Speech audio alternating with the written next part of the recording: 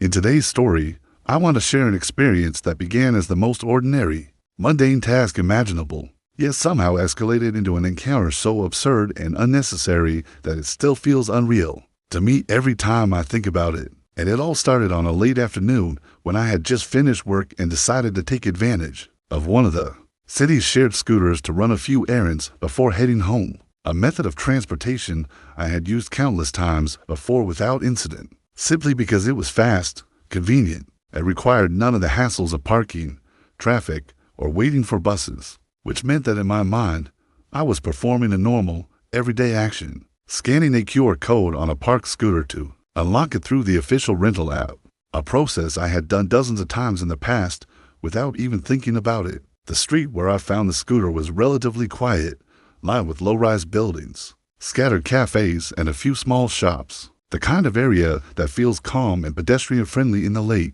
afternoon light, with the sun beginning to dip toward the horizon and casting long orange and gold shadows across the pavement, while a few people strolled past walking their dogs, chatting in pairs, or jogging lightly along the sidewalk, completely unaware that what I considered a trivial moment of unlocking a scooter would soon transform into a public spectacle of suspicion, confrontation, and unnecessary escalation. I approached the scooter and pulled out my phone, opened the rental app, and began scanning the QR code on the handlebars, my hands steady, my mind focused on completing the simple digital confirmation process that would allow me to start my ride, completely unaware that a few steps away, a woman had stopped and was staring at me with what could only be described as a permanent expression of judgment, her eyes narrowing slightly, lips pursed, and her body posture stiff and inflexible, carrying that unmistakable aura of someone who believes it is their duty to monitor the world for wrongdoing,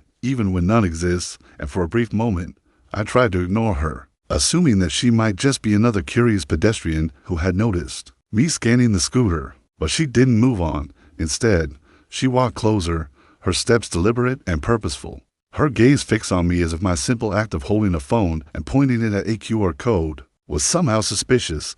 And when she stopped a few feet from the scooter, she pulled out her own phone and began dialing, speaking in sharp, accusatory tones as she explained to whoever was on the line that there was a man attempting to steal a scooter, a description so dramatically inflated that it made my stomach twist with disbelief. And before I could even finish scanning the code, she had already begun gesturing toward me, waving her hands as if my existence alone constituted proof of wrongdoing. "Excuse me," she called out, her voice piercing the calm of the late afternoon, echoing slightly against the buildings. "What do you think you're doing? That scooter isn't yours." I looked up, startled, but I tried to respond calmly, hoping that reason might prevail. "Hi, I'm actually renting this scooter through the official app," I said, lifting my phone slightly to show her the interface. "I'm scanning my own rental code. This isn't theft." She didn't acknowledge my words. Instead, she stepped even closer, pointing at me with her index finger, her posture rigid and confrontational.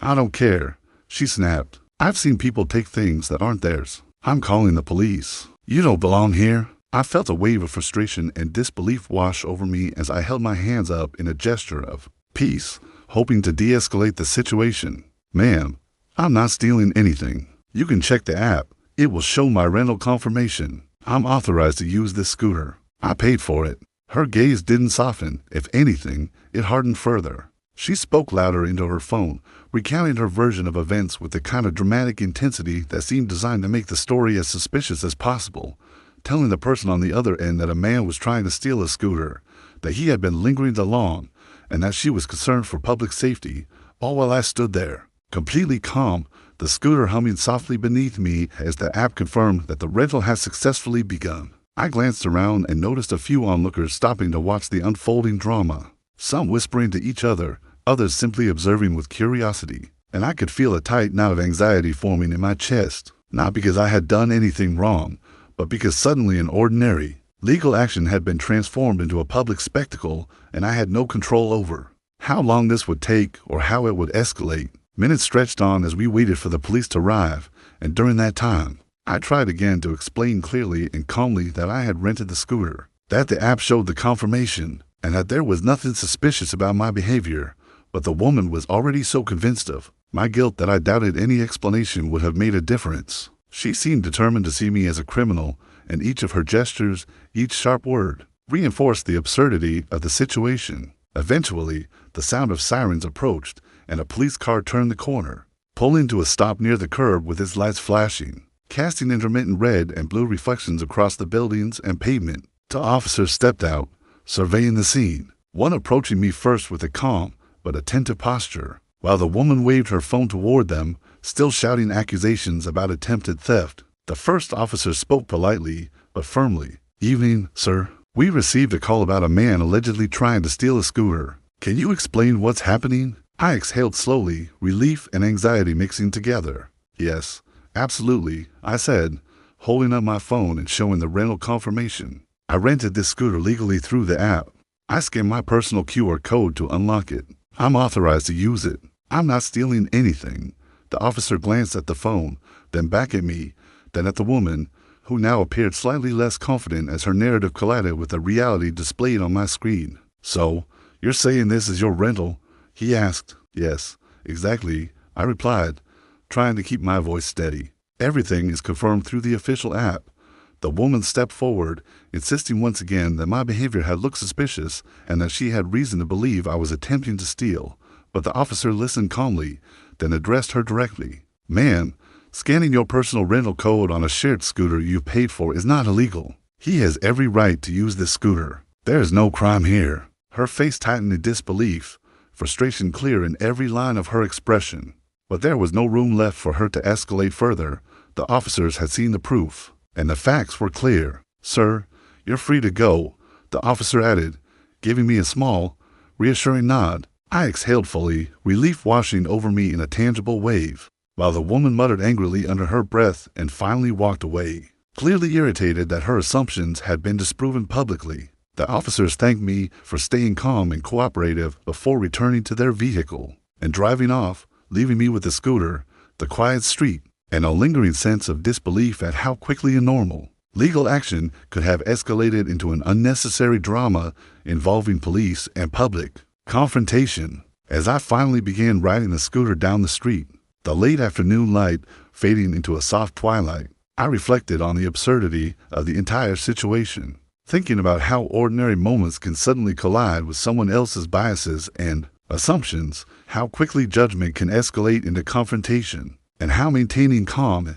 and relying on facts can ultimately diffuse even the most unnecessarily tense situations. The experience also carried a subtle sense of poetic justice. The woman had created a spectacle out of nothing, yet the truth had prevailed quietly, leaving her embarrassed, frustrated, and without recourse, while I continued with my ride, fully justified and legally compliant. By the time I returned the scooter at the designated drop-off location, I was still thinking about how surreal the entire encounter had been, realizing that something as simple as scanning a QR code to unlock a rental scooter could provoke such intense suspicion and drama, and understanding that while the world contains people who make assumptions about others, truth and patience have a quiet but undeniable way of restoring balance even in situations that feel absurd and unfair. That night, walking home after returning the scooter, I couldn't help but replay the events in my mind.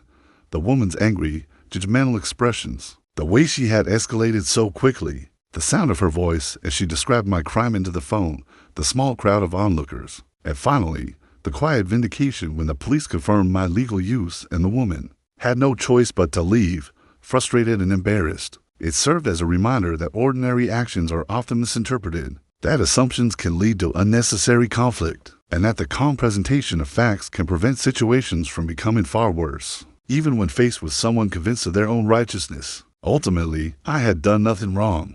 I had simply scanned a QR code to unlock a scooter I had rented, a routine, everyday task, yet it had become a story of confrontation, public judgment, and vindication, a situation that illustrated both the unpredictability of human behavior and quiet power of truth. Even now, thinking about it, I still shake my head at how ordinary moments can unexpectedly collide with someone else's imagination, assumptions, and overzealous sense of authority. But I also feel a quiet satisfaction in knowing that I remained calm, factual, and unshaken, and that the situation ended exactly as it should, with the truth standing firmly in its place and the unfounded accusations quietly dissolved into reality.